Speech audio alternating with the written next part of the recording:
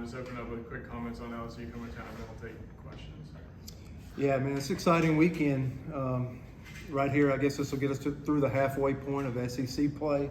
LSU Tigers, I look at those guys and they're hot, which I don't think they've been slow. I think they're tied for the most wins with a couple other great schools in the country. They did not give up an earned run last weekend in their SEC series. So if you ask me what one of the keys to victory, I would say score a run would be on the order. Offensively, top 10 in multiple categories, and same with the pitching staff. So just an amazing baseball team. I think we're getting used to it. I'm trying to advertise that. I'd love to get our 10th win against top 25 and stay on the positive side of that. And I just keep trying to sell it to our team. My point is the opportunities that we have. And, we're not far out of that. We're trying to reach and catch and keep continually proving to ourselves that we belong in the middle of in this SEC race, and we get a chance. So these guys have done an amazing job, got off to a great start. I think the weather's going to be great. We've had interrupted or adjusted series each and every week. I know half of them's been turned into double headers a day and early starts, and it looks like this weekend's going to be beautiful. We got an A-day, at least a football practice. I don't know the new world of how football is changing everything, but I just know there's going to be a ton of folks on our campus. I can tell by the ticket demand of people reaching out to me personally.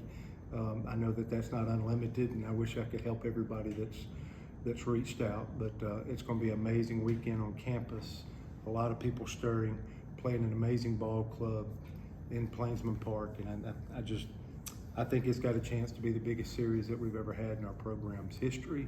We keep one up in ourselves, and it looks like it's setting up to absolutely outdo it once again. And I just call arms as amazing as last Friday was that I talked about here at Plainsman Park. I'm calling for more from that standpoint, that we can be louder, we can be more engaged, and we can just continue. We get this many people in here, I know it makes a difference. But you feel like this team is maybe developing a never say die type attitude, never quit attitude, just the way they've fought through some of these last week or so and won some of these tight games? I think they're developing confidence, and I think they've developed the most confidence through some of their failures. I think that's how life works. So it hadn't been perfect, but I feel like we're tested and survived. I think we've walked somebody off. I think we've been walked off. We've experienced and felt every one of those emotions, and in some ways I think it's made us more confident and more prepared. It's a trustworthy group. I really trust this group, even with half the players being new. I think we've grown in a short period of time to get pretty close, and it's a working group. They show up early. I've advertised that a bunch. So we still have some challenges. I see the pitching staff. This is the most electric pitching staff, top to bottom, we're going to face. I think they threw 5 guys last weekend for an entire series. That's the challenge for us. Can we keep up with them? Can we score a run? Can we get past the 5? If you're asking what the key to the victory of our offense is, scoring a run. Number 2 is, can we make them get past those 5 guys where the strikeout to walk ratio is not the same. As many fans as I want to get here, if you want to get loud, and this is going to be a special weekend, it's still going to come down to execution on this field. That's who will decide who's going to win or not. I think we've won 2 of the last 3 series, I think, against LSU. So an amazing team, but we got to match up. We need to absolutely play offense at a high rate. But we have our work cut out for us. But the key is, can we have them have their work cut out for them by playing us. Butch, you're going up against the former starter for you guys and Chris. Just when you're facing that situation, I mean, like, how much of a discussion is there with your players, if at all, about going up against that? And just, I guess, what does it look like to go up against a former guy, especially on this big stage? We played 30 games. I would say it looks like 28 of the other 32.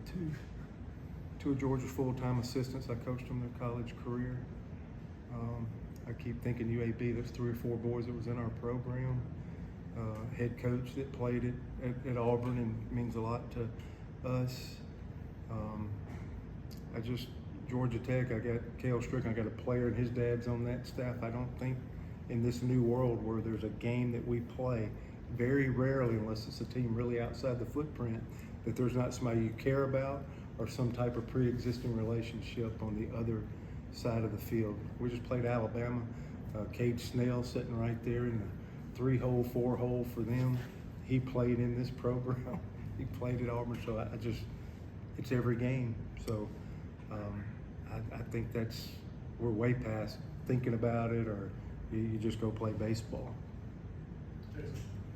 But you get Cade Anderson, a guy that's one of the best pitchers in the country, kind of old school, a guy that can finish games. Just what stands out about him as that Friday night starter for LSU? Yeah, it's kind of like Samuel Dutton, the 4 pitches, electric, but the strikeout to walk, the ratio's intact. When you get electric and you get 4 pitches and you get command, that's your guys. That's your guys that are the top of the top. Hagen Smith, you always talk about him, a lefty, and how electric it was, but he didn't walk nobody. And he struck out, over a hitter per inning. Skeens was the best one I've seen 24 years, and we've had the first pick overall in our program. That's high stuff, high electric stuff. I want to see him before I have too much of a conviction. Like I was really talking about some things that LeBron has done that I haven't seen, even though I've been in this league a long time with him redirecting the ball. Let me watch this guy, but just on paper coming in, he has some of those features where it's really good stuff, really good command. And when you put those two things together, you can do anything. That's why I say we got to get past those 5 guys.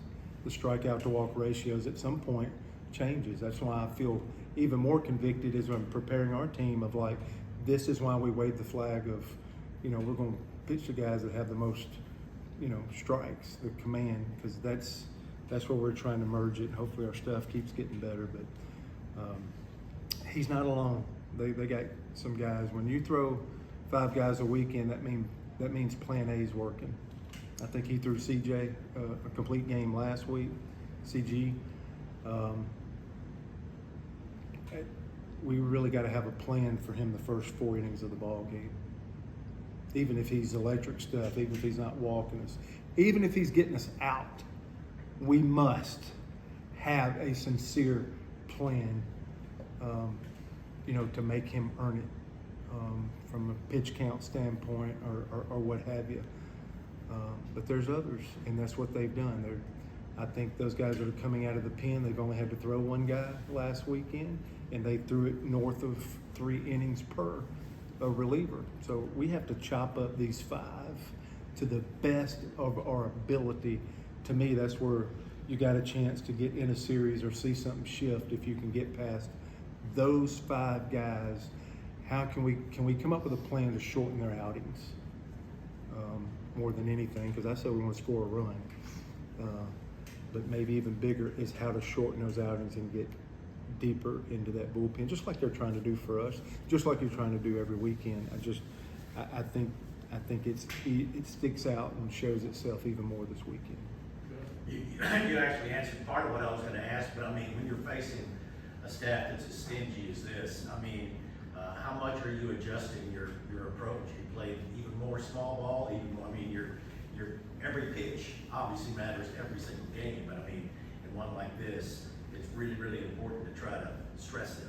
Yeah, I think we got to find some. I don't think you can change your approach for one opponent. If we go try to do something that we haven't trained to do, I don't like that from my experience. So I want us to continue to grow because we've been trying to grow and get it going offensively. I don't want them to try to do something else. We respect your opponent, but you can't cave to everything you were doing to try to match up with one. If not, you haven't been training your guys well. I think we got to pick up, to your point, a few extra new celebration points.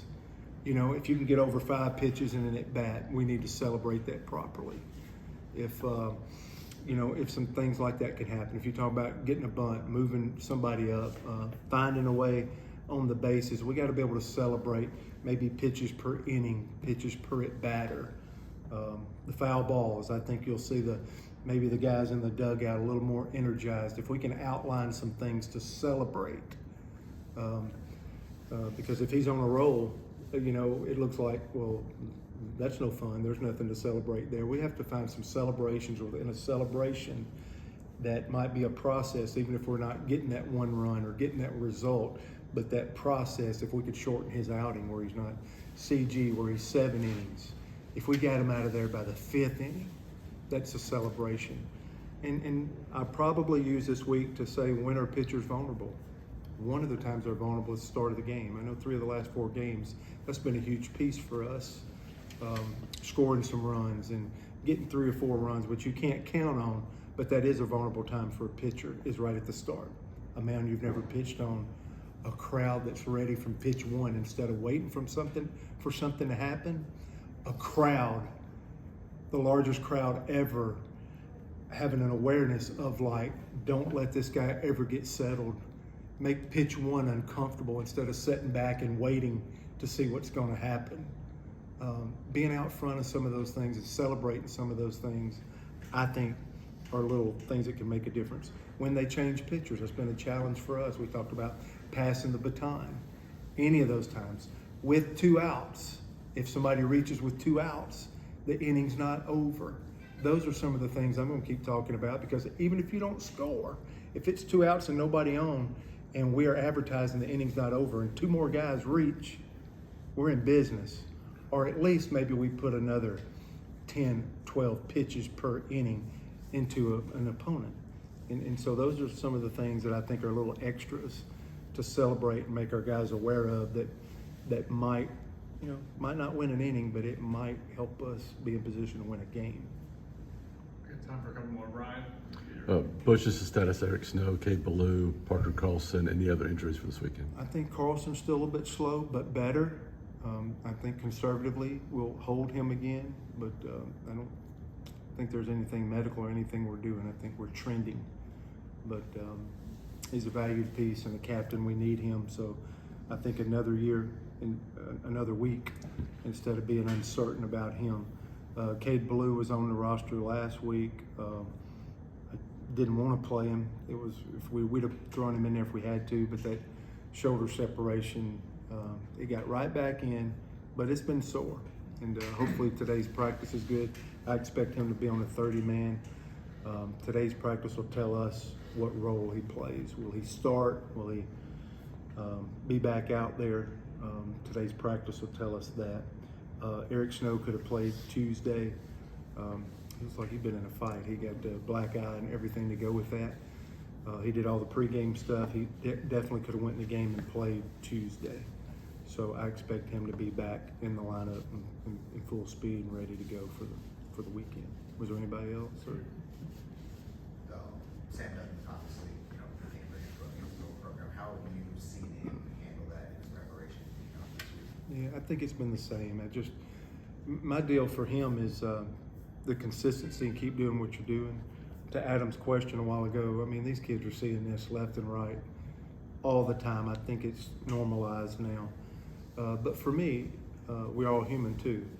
So any extra mindset or thought that comes into his head that's associated with LSU that's different than the other teams, he probably has zero control over it.